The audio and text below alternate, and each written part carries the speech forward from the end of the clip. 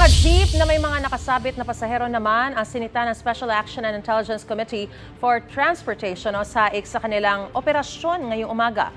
Live mula sa Taguig, may unang balita. Si James Agustin. James, ilan na nasita?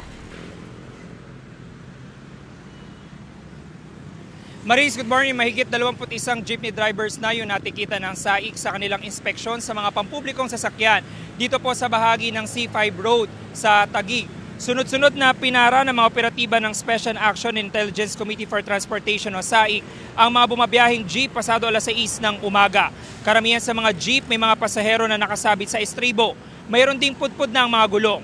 Kinumpiska ang lisensya ng mga driver at inisyuhan sila ng TOP o Temporary Operator's Permit. Kanya-kanya naman ang paliwanag ang mga driver. Ang mga pasahero iginiit na napipilitan silang sumabit dahil kulang daw ang masasakyan.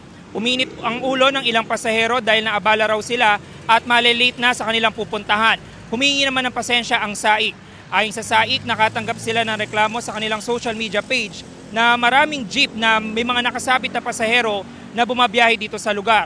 Lubhang delikado raw ito at ipinagbabawal sa batas. Yung mga pampublikong sasakyan po dito, kalimitan ay yung mga traditional na jeepney ay hindi po sumusunod doon sa mga tamang alituntunin para po masiguro yung kaligtasan ng ating mga pasahero.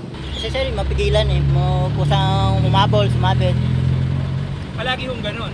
Pag di mo pababain, wala rin, sasabit talaga sila. Wala pa pong ang bili po. Kasi po, bagong kuha lang din ang may-ari ito.